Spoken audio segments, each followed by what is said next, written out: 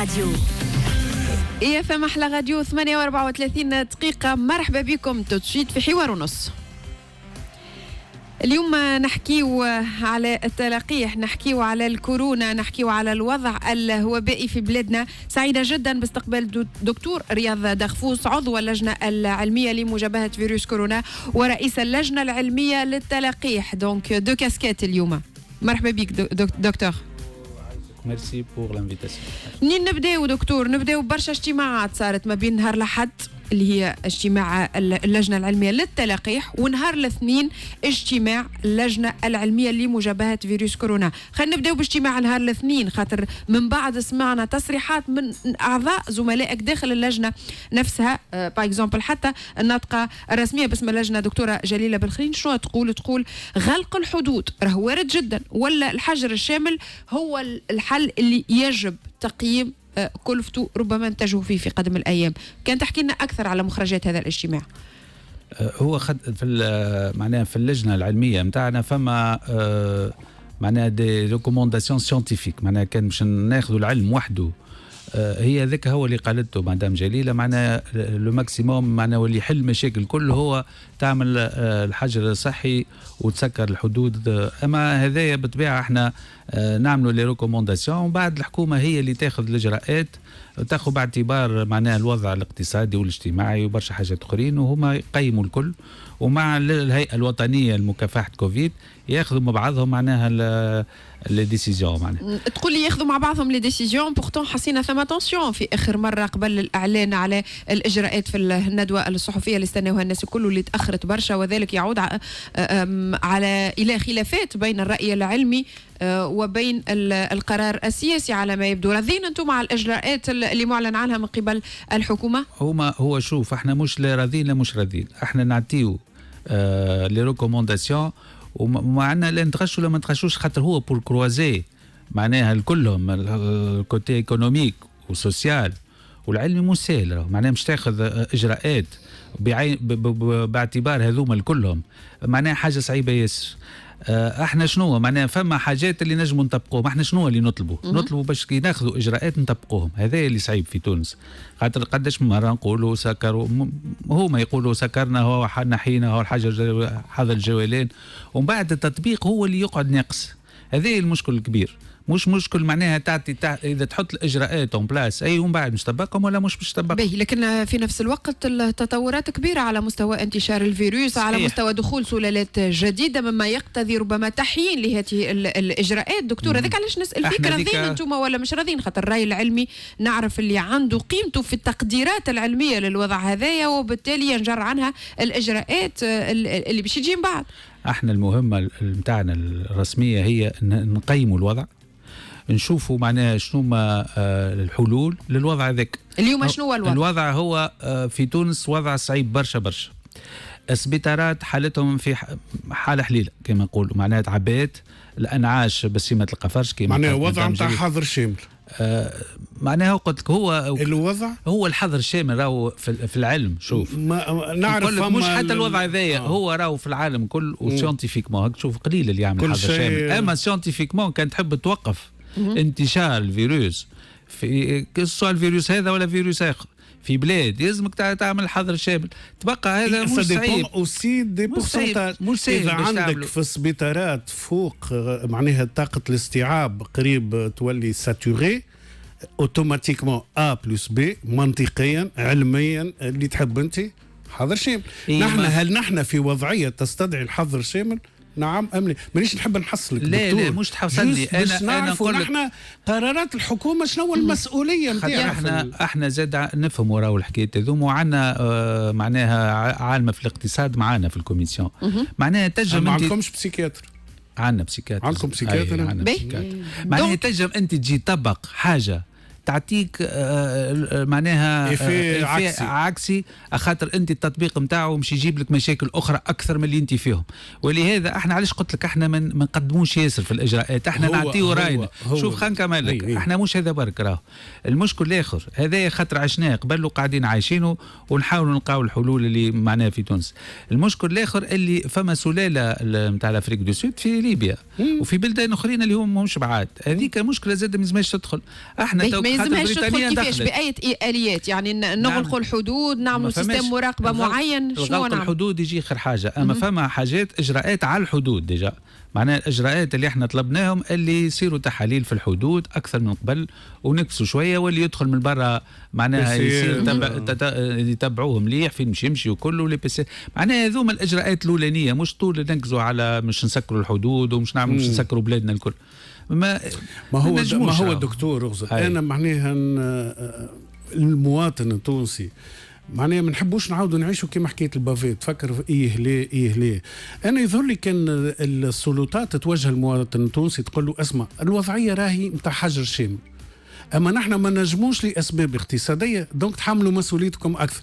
اما هكا المواطن فما برشا ناس راهو عندهم لامبريسيون يقول لك كابريتو ماهيش مخطره، خاطر تعرف دونك تعرفها نحن في الكوميونيكاسيون نقراو لومور كيلومتريك، دونك ما عندكش واحد قريب لك بطريقه او باخرى، زميلك صديقك يخدم كيفك معناها ما صارتلوش حاجه، المشكل يقعد تقوش عليه سنغيف كوزوتر مش لينا احنا. صحيح انا موافق في هذا، هذاك نقول عليك احنا دور المواطن ما نحبش نخوف ونحبه يكون مقتنع اللي فما وضعيه صعيبه، خاطر التخويف ما يجيبش نتيجه. المواطن مهم جدا دكتور، خلينا نفسروا له هالسلاله هذه بخلاف البريطانيه اللي هي تمثل نسبه كبيره من المصابين اليوم في بلادنا، السلاله السود افريكان البرازيليان اوسي، خاطر قاعدين نحكيو عليها اليوم. شنو عوارضها؟ شنو السيمتوم نتاعها؟ في شنو تختلف؟ شنو العبد ينجم كيفاش نجم تهدد سلامته البدنيه والصحيه؟ شنو المختلف بينها وبين اللي تعودنا عليه؟ بين الكورونا ناتور كما في اليابان والكورونا هو توك البريطانيه مش اخطر من القديمه، اما فوالا هي معناها عندها سرعة الانتشار، وهذاك اللي تشوفوا فيه اليوم كيف دخلت لتونس. الآخرين وخاصة البرازيلية تخوف، خاطر تشوف البرازيل انت قداش معناها عدد الموتى في البرازيل كبير برشا. بلوس المناخ نتاعهم ماهوش ساهل باش تتحكم في جائحة بالمناخ البرازيلي، خاطر المناخ نتاعهم مطر في الليل ومن غدوة شايحة، وعندك ذاك يطلع الناموس ويطلع بالضبط. والسلالة البرازيلية دخلت لأوروبا بشوية ما همش برشا، أما كي تدخل الحاجة لأوروبا معناها تولي تجد 4% إصابات في فرنسا سلالة برازيلية. دونك احنا أبارتي دو لا يلزمنا نردوا بالنا، بدنا نفيقوا تويك نحضر واحد. باش نعطيك معطى وصلني توا دكتور، في منوبة الأرقام تقول تسجيل 3 حالات مؤكدة، 11 مشتبه في إصابتها بالسلالة البريطانية، 6 حالات إصابة بسلالة غير معروفة، ونزيدكم اليوم 241 إصابة جديدة بالكورونا و4 وفيات. راهو كيقولوا 6 إصابات بسلالة غير معروفة، معناها تنجم تكون السلالة هذه البريطانية أو اللي جايتنا من جنوب أفريقيا. ثم حديث على سلالة هندية أيضا دكتور. هو راهو الفيروس يموت طول الوقت، ديما مش يتبدل وديما تجي سلالات. هو شنو فما سلالات اللي هما يوليوا دومينانت وهما يبدلوا المناخ نتاع الفيروس في بلاد، هذوما اللي عندهم قيمه ونعطيهم قيمه خاطر ونقراو لهم لحسابهم. وفما سلالات اللي يطلعوا ويمشيوا فيسع يمشيوا على ارواحهم، فهمت معناها مش كل سلاله عندها قيمه، برشا سلالات لي فاريانت سون تري نومبر. يقعد ديما لو كريتير نتاع الخطوره هو سرعه التفشي. سرعه التفشي هو اللي يقلق، والخطوره والخطوره علاش قلت لك معناها توك البريطاني هو سرعه الانتشار والبرازيلي هو اللي يقتل فيسع. معناها عندنا معطيات كافيه على السلالات المتحوره هذه، وعندنا ابخي استعدادات الكافيه والامكانيات الكافيه لمتابعتها ومجابهه الوضع هذايا. احنا تو في تونس هكاش طلبنا تو معناها خاطر نعملوا سيكونساج مش برشا، ومعناها هذا ايش طلبنا باش يعطيونا الامكانيات باش نقويو معناها لو نومبر دو سيكونساج، معناها كو سوا في صفاقس ولا في تونس معناها نزيدوا نقويو في الامكانيات باش نوليو نتبعوا احسن. عندنا لوبسيرفاتوار اللي فيه اللي ديريجي بار مدام نصاف بن علي، متابعين كل معناها في الجهات نتاع الجمهوريه لكل حالات الكل.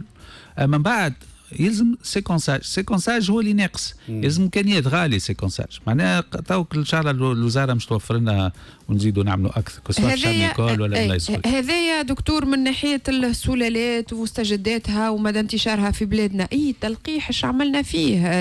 اللجنه الفنيه للادويه مثلا تحكي على استرازينيكا وتوصي بالتوجه نحو استعماله للاشخاص اللي عمرهم اكثر من 60 سنه، خاطر صار برشا لغط على 100,000 جرعه ايش باش نعملوا فيها. هو توك اللي خرجوا البلاغ هذاك انا قلت وهبطوا الشطر اللي قلته. هو شنو معناه احنا تلمينا نهار الحد اللجنه العلميه تاع التلقيح، وقلنا بما انه استعمال الاسترازينيكا في العالم وخاصه في اوروبا ولاو يستعملوا فيه للعباد اللي فوق ال 55 سنه و60 سنه، وهذه حاجه جديده. باهي وهما المعلومات اللي عندنا توك اللي موجوده وكل على الكل على معناها شرع العمري الاعمار الكل. باهي قلنا احنا خلينا نزيدوا نثبتوا. طبعا احنا عندنا استرازينيكا وصل لنا في تونس وكنا باش نبداو نستعملوه، قلنا خلينا نزيدوا نثبتوا شنو اللي مش يصير عند اللي فوق ال 55 و60 سنه. احنا خاطر قرار مش خذيناه الجمعه هذه فوق 60 سنه، عنده جمعتين ما اللي تفهمنا. قلنا احنا كيما عملوا فرنسا والمانيا والكندا والكل. شنو اللوجيك نتاع 60 سنه خاطر هو يعمل ترومبوز؟ باش نقول لك لوجيك. هما كي عملوا دراسات لقاو هما مو ديما في لي فاكسان نعملوا البالانس بينيفيس ريسك، مش تربح منه الفاكسان وشنو الريسك. يلزم يكون فافورابل، يلزم اللي مش تربح منه اكثر برشا من الريسك. باهي هما كي عملوا حسب العمر لقاو اللي بين 20 و 29 سنه الريسك اكثر من اللي مش تربح. وقد ما دو ترومبوز ومن بعد قد ما تبدا تقدم قد ما تولي تربح. كي تفوت ال 50 سنه تولي معناها اللي مش تربحوا من الفاكسان اكثر برشا، وكي تفوت ال 60 اكثر برشا الريسك يولي صغير ياسر. واللي مش تربحوا من الفاكسان مش معناه مش تربحوا، معناه اللي مش يمنعك يمنع العباد باش ما تمشيش للانعاش وتنقص في الوفيات. نلقاو اللي تري فافورابل. دونك عليك قلت عندنا جمعتين احنا بنتخذنا احنا قلنا مش نستعملوه فوق 60 سنه. وقت اللي جينا نستعملوه لقينا ما عندناش برشا معلومات على العباد اللي على الاجراءات الجديده اللي خذوها في العالم. قلنا خلينا نشوفوا ناخذوا جمعتين ونشوفوا شنو من النتائج من استعماله عند العباد فوق 60 سنه. وش كانت النتيجه؟ مازال عاد تو باش نبداو انا من نهار حد ناخذوا جمعتين ومن بعد كان لقينا اللي ساسباس بيان عند العباد هذوما باش نستعملوه. قلت لي سامحني حاتم، قلت لي الشطر اللي اقترحته انا هو اللي تقال الشطر الاخر. ليش شنو الشطر الاخر؟ لا انا قلت وقت اللي باش نوليو نستعملوه فوق 60 سنه. معناها فهمت مش غدوه باش نستعملوه احنا. الشطر الاولاني قلنا وخرنا بجمعتين هذاك اللي ما قالوش. والبارح اللي قالوا معناها اللجنه التقنيه نتاع الدويات هذاك اللجنه الفنيه للادويه اي هذاك سي جوست بور كونفيرمي لا ديسيزيون. واضح به. تبقى معنا دكتور رياض دغفوس رئيس اللجنة العلمية ورئيس اللجنة العلمية للتلقيح أيضا. راجعين لكم نوصلوا 8:47 دقيقة وقيد الأخبار الطرقات مع ألفة وراجعين. مثل الجمعة من 7 ل 9 متاع الصباح على EFM أحلى راديو. EFM أحلى راديو 8:49 دقيقة. نذكركم اللي أنتم في الاستماع لحوار ونص في السات 9 مع دكتور رياض دغفوس عضو اللجنة العلمية لمجابهة فيروس كورونا ورئيس اللجنة العلمية للتلقيح. واحنا تو في الأثناء في الحوار المواطنين قاعدين يتفاعلوا دكتور ويسألوا على الفئات العمرية، خاطر تعودنا أنه تقريبا في الموجات الأولى الأكثر تعرضا للإصابة بالفيروس هذوما هما الناس الكبار. الصغيرات ديما عندهم نوع من المناعة، لكن اليوم احنا نسمعوا بحالات تمس الاطفال مباشره وغلق المدارس ومؤخرا ثم حتى بنيه ربي يرحمها في بكالوريا اداب توفات في الحامه. شنو الوضع بارابور للشرائح العمريه وخاصه الاطفال؟ هو تو يقولوا في العالم كل معناها فما حالات نتاع اطفال اكثر من قبل. هو الحالات بكري كانوا اكسبسيونيل، تو مازالوا اقل معناها شويه بالكل. راه احنا تو كي نقولوا واحد مات ولا اثنين حكايه فارغه. معناها شنو حكايه فارغه ستاتيستيكمون. اما بون احنا ماذا بينا صغارنا الله يرحمها هذه اللي مات معناها ما ردوا بالنا، خاطر تو ما نقراوش ديما يظهر لنا اللي عندها مرض مزمن 100% عندها سكري. اي فوالا وديما يظهر لنا اللي احنا الصغار ما يتمسوش. هو لا يتمسوا راهو. هو جوست راهو نحب نعمل بتيت ميزاجور ديما لي جون مثلا كاسكي لاتاك كون بروميي؟ اسكو اللي عنده مرض تنفسي هو اللي عنده ريسك اكثر؟ مازلنا خاطر توا عام ونص مازلنا نكتشفوا فيه. مثلا الامر انا مثلا كون جايو الواحد الطب نتاعي يزون انسيستي باش يعملوا تحليل دم، خاطر يقول لك الدم كيما يولي خاثر ويولي اسكو لاتاك غاديك ولا هي سي اون مالادي انفلاماتوار، معناها هو يصير التهاب والالتهاب يجم يمس اي اورغان في البدن، حتى معناها لو سيستيم نيرفو. دايور نشوفوا احنا لي كومبليكاسيون بكري من الاول، اول ما بدا الكوفيد كنا نحسيدو كان لي بومون، وكنا الناس كل مركزه على الرواري، وبعد لقينا عباد تموت صدفه، معناها كان لبس عليهم يموتوا. كي عملوا كل يلقاو حكايه هذه من لي اكسيدون تومبوليك لي زومبولي وكل السيستم نيرفو دو كيفاش هي الفشله برشا حاجات، والانوسميه اللي ما يشمش، ومن بعد لقينا حتى حاجات كورباتور، ومن بعد توك دي كومبليكاسيون بوست كوفيد، حتى كي يبرى من بعد يجم بعد شهرين ثلاثه يظهروا له حاجات اخرين. انا 3 شهور ما رجعليش الشمال، اي ويظهروا حاجات اللي ما كانوش قبل عندي صحيح. معناها هذا الكل قد ما نكتشفوا حاجات جدد، وحتى توك السلالات الله اعلم مش يخليوا جدد وكل يا ترو دانكونيو. هذا اللي باش نسالك عليه دكتور، بويسك قاعدين نحكيو على سلاله برازيليه سود افريكان القديمه اللي نعرفوها اليوم، مختلف في التلقيح، اثبتت نجاعتها على جميع السلالات حتى ولو كانت تكون متحوره. هو تو بالنسبه للسلاله البريطانيه سماش، معناها التلقيح الموجوده الكل في السوق العالميه الكل عندها معناها مفعوله على الواحد على السلاله البريطانيه. بالنسبه للسلاله السود افريكان اقل، تو الاسترازينيكا اقل برشا من الفي نتاعها على السود افريكان، لين معناها نقولوا اذا 20 ولا 30% عندنا احنا ضعيف ياسر، دونك ما نجموش نقولوا افيكاس. والبرازيليين كيف معناها اكثريتهم ضعاف، هما قاعدين توك كلهم تو يعاودوا يشوفوا، خاطر توك يسميتوا نيفو دو اي يجموا يبدلوا شويه التركيبه نتاع الفاكسان نتاعهم اللي تولي هي اكتيف عليهم. انا فيما يخص الفاكسان دكتور فما برشا معناها دراسات تقول يمكن نلتجي الفاكسان يولي سنويا، معناها الفاكسان ما يشدلكش كيما الفاكسان دلا غريب، واكثر من ذلك حاتم صحيح، وانه ربما جرعه ثالثه باش نحتاج فايزر. هذا ثم منه فايزر هما هذا سي اون بروبوزيسيون ا ليتود. فايزر يقول لك يمكن نوليو كل 6 شهور ولا كل عام نعملوا دوزه جديده بور بوستي، معناها باش نعاود نقوي المناعه من الاول جديد، كي لي رابيل نتاقلموا مع لي فاريون، واذا فما الفاريون يتبدل ماذا بينا زاد فوالا احنا نعاودوا نتاقلموا معاه باش ما نخليوش هو نعطيوش الوقت، خاطر المناعه كي تضعف فورماسيون دونتيكور كي تضعف في البدن، وقت الفيروس كي يجب يدخل، خاطر كي يدخل البدن ويلقى لي زونتيكور شويه يجم هو وقتها يتبدل، يزيد الميوتاسيون يطلعوا دو نوفو ميوتون، فهمت؟ دو نوفو فاريون ويعمل ميوتاسيون جديده. دونك احنا باش ما نخليوش يتبدل ديما، يقول لك هو فايزر ماذا بينا نعملوا جرعه تاع تفكير اللي اصيبوا بالكورونا كما حاتم سابقا المناعه نتاعهم قداش تبقى ابارتيغ من اما وقت يبداو في حاجه انهم يتم تطعيمهم بجرعات التلقيح؟ 6 شهور هما من الاول قالوا بين 3 و6 شهور، وبرشا بلدان يقول لك 6 شهور لا. انا عملت تحليل سيرولوجيك لقيت اللي المناعه معناها ماهيش رجعت عاديه، معناها باهيه المناعه نتاعك باهيه ولا نقصت؟ ما عادش معناها عاديه، معناها مش المناعه اللي ما لقاوش دي تراس من لي زونتيكور من الواحد، رجعت عاديه. اي هو قلت لك معناها هو شارج يمكن جاتني ضعيفه ولا اي هو بين 3 و6 شهور.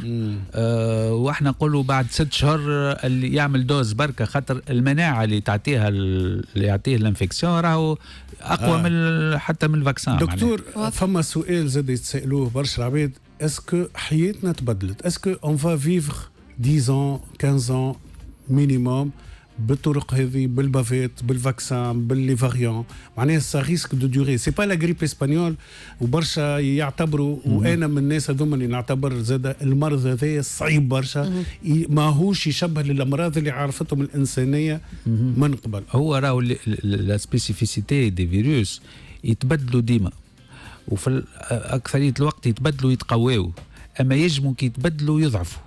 ويجب معناها قداش هو قد ما يتبدلوا قد ما باهي اللي نحن خاطر مش يجي نهار وتبديله نتاعهم مش تضعفهم ويجموا يديسباريس ديفينيتيفمون باك الميوتاسيون هذيك.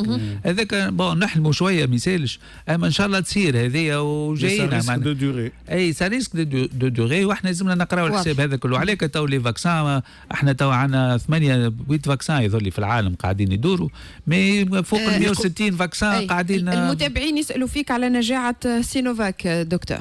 اي سينوفاك شو سينوفاك؟ اي شينوا سينوفاك عنده الفاعليه نتاعو. احنا خاطر تو كي نعملوا الفاكسيناسيون في العالم كل لوبجيكتيف برينسيبال سي باش نحافظوا باش اون بروتيج كونتر لي كومبليكاسيون ولي ديسي. فهمت؟ هذايا بالنسبه لحكايه هذم لي كا سيفير ولي ديسي النجاعه نتاعو كيلو اخرين، معناها مش بعيد على 100%. تبقى عنده النجاعه نتاعو على لي فورم اسيمتوماتيك ولا سيمتوماتيك ضعاف. عنده 50% اللي عملوه في البرازيل فاصل 3، وفما دوتر ايتود وراو اللي هو 80% اقل من الاخرين. تبقى كي نوصلوا 50% نقولوا مقبول كي نتاع الفاكسان دو لاغريب. توك الفاكسان دو لاغريب نستعملوا فيه هذيك هي النجاعه نتاعو تكفي باش هو نستعملوه ويبروتيج كونتر لي انفكسيون. معناها هذوما. وشنو اللوجيك الدكتور يقول لك مثلا سبوتنيك والفاكسان سينوفاك لي شينوا عندهم 10 مثلا سبوتنيك اكزيست دوبوي 10 لو فاكسان معناها دو باز نتاعهم معناها عندهم خبره نتاع 10 سنين. الشينوا عندهم خبره نتاع الامراض من النوع هذا. سي بور سا وفما مثلا فايزر ولا استرازينيكا هذوكم الاتاك ولا الفاعليه نتاعهم تمس لايغين معناها سي اون اوتر بلاتفورم. هذم لي زابروش جدد معناها نتاع لايرين. هذه ابروش جديده. هما لايرين كانوا بدا يستعملوا البلاتفورم هذيك باش يخترعوا ادويات جدد. سي لا ثيرابي جينيك. فهمت؟ يستعملوا بها الحكايه هذه. هذاك لابور نتاع بيو انتيك. فوالا بيو انتيك هو الاولاني. هو الاولاني هذاك معناها استعمل البلاتفورم هذيك باش عمل الفاكسان. وعليك فيسع لقى روحه حاضر. فما الفاكسان سينوفاك وسينوفارم هذوما دي فاكسان دي فيروس توي. هذايا بلاتفورم قديمه اكثريه لي فاكسان اللي نستعملوا فيهم قدم. ومتاع سبوتنيك معناها هذاك تسمى ريلاتيفمون جديد لادينو فيروس. مي هما حاضرين عندهم يحضروا في دوتر فاكسان افيك لو ميم ميكانيزم. قداش وصلنا اليوم دكتور في الحمله الوطنيه للتلقيح؟ نسبه اللي لقحوا في بلادنا قداش؟ توا اللي لقحوا البارح معناها 265 ألف جرعه. فتنا ال 265 ألف جرعه اللي هي شويه برشا. شويه تو برشا يلوموا يقول لك شويه. هو راهو فما شح عالمي في العالم كل ما فماش لي فاكسان. احنا توك من الاول اول ما بدينا راهو بكري على بكري. وكان عنا دي بروميس معناها عنا علاش وقتها برشا يقول لك 3 ملايين. شنو ما حكايه 3 ملايين عباد من هوني لجوان اللي مش نحبوا نلقحوا لهم. سي با ما جبناهاش هكاك 3 ملايين خاطر عطاونا وقت الكلمه فايزر مش عطونا مليونين. ومودرنا 4 ملايين اللي هي مودرنا صفر تو مسكره. حتى الكوفاكس ما خذاتش. هو المشكل فما حتى الاتحاد الاوروبي باش يعمل ملف قانوني باش يشكي باسترازينيكا لتاخيرها في تسليم الجرعات. هو يا با لا كاباسيتي دو فابريكاسيون هي اللي ضعيفه في العالم. تو سبوتنيك علاش معناها عطاو كالكو بيي بركه ما عندهمش كاباسيتي دو فابريكاسيون. هما برشا تو قاعدين يصنعوا البرا. تو مثلا استرازينيكا عنده معمل في الهند. في فرنسا الهند سكرت عندها جمعتين سكرت الاسترازينيكا اللي مش يصنعوها في الهند ما عادش تخرج من الهند. مش يستعملوها للهند. قال لك مش تحب تقول له ما تعملوا حد شيء. باش نختم بسؤال بعيد شويه على التلقيح لكن عمل جدل هو قرار وزير الصحه فوزي المهدي بمنع الاطباء اللي مش مخول لهم الحديث على مسائل التلقيح وعلى الوضع الوبائي. نحكي على اعضاء اللجنه العلميه ولا لجنه التلقيح وما الى ذلك. منعهم من الادلاء بتصريحات اعلاميه والظهور الإعلامي. كيفاش تفاعلتوا مع هذا؟ ما فيهاش. احنا ما عناش من نتفاعلوا. احنا هذا شنو رايك فيه انت هذا يمس من زملائك؟ لا هذا شوف هذا اجراء نتاع تنظيم يخص كان الوزير ويخص كان ليكيب نتاع الوزاره. انت موافقه عليه شخصيا دكتور؟ انا ما عنديش راي في الحكايه ذي. معناها ما نجمش نعطي راي في حكايه اللي فيها نقاش. معناها فما عباد ما عجبتهمش فيها يقول لك فيها مس من حريه تعبيرهم. اي وفما عباد اخرين يقول لك توك خاطر وضع صعيب وكل كلمه بحسابها. معناها كي تخرج انت للاعلام تنجم تقول كلمه خاطر توك الوضع صعيب برشا. وكو سوا في الفاكسيناسيون ولا المرض بيدو معناها، والعباد الكل مفجوعه والعباد الكل خايفه. انت يلزم ان بلان دو كومونيكاسيون، راكم انتم مختصين في الكومونيكاسيون وتعرفوا اون نو بو با كومونيكي نيمبورت كوا اي نيمبورت كومون. لو كنت انت وزير الصحه تاخذ نفس القرار دكتور؟ انا اللي طلبته من بكري نقول لكم، مش انا برك، الكلنا معنا تو شهرين وشهر وانتم بيدكم يقولوا والناس الكل تقول الكومونيكاسيون مش باهيه، اون كومونيك مال، اون نا با في اون بون بوليتيك دو كومونيكاسيون. تو ولا عندنا معناها اتاشي دو بريس في الوزاره، فما ناس لاهيه بالكومونيكاسيون، هما اللي مسؤولين وهما قاعدين يتنظموا. دونك يلزمنا ننظموا الكومونيكاسيون خاطر ماشيين في طريق صعيب. على العموم منظمه العفو الدوليه تدعو تونس الى سحب امر وزاري يفرض عقوبات على الاطباء. هو الامر فيه عقوبات؟ نسيت انا منع عقوبة هو يجب يكون موعد توجيهي، معناه يقول لك معناه سيتون دي ريكومونداسيون، معناه il vaut mieux. فما حاجه وفما منع من اللي فيها اجراءات اللي ما اخر سؤال خاطر الوقت، منتهى الوقت وفي الوقت. هل الاولويه للجرعه الثانيه ولا الجرعه الاولى؟ فهمت شنو نقصد؟ يعني فما برشا طب يقول لك خلينا نعملوا الجرعه الاولى لو ماكسيموم والجرعه الثانيه نوخروها. هو تزوز به كان تعمل جرعه بركه مش تقوي المناعه ومش تمنع برشا عباد اكثر من هذا. عملوه في بعض البلدان ويمكن فرنسا جايته كل. ولو كوتي نيجاتيف سيكو كان تعمل جرعه بركه تخاف زاد لا تصير ديميوتاسيون. شكرا لك. شكرا لك دكتور رياض دغفوس، عضو اللجنه العلميه لمجابهه فيروس كورونا ورئيس اللجنه العلميه للتلقيح. يعطيك الصحه حاتم بالحاج. شكرا ألفة الكشاوي، يعطيكم الصحة أنتم اللي كنتوا في المتابعة. شكرا لعلي عرعود وأسامة السعس في الإعداد، أمين في الإخراج، إيمان وإيهاب في الإخراج الرقمي، دليلة في الويب. خليكم مع أحوال الطقس والميتيو مع ألفة، من بعد تجيكم سلمى هلال في آخر الأخبار وآخر العناوين الإخبارية. أنا أقول لكم إنها إن شاء الله نهاركم زين، ونتلقاو غدوة 7 متاع الصباح على EFM أحلى راديو.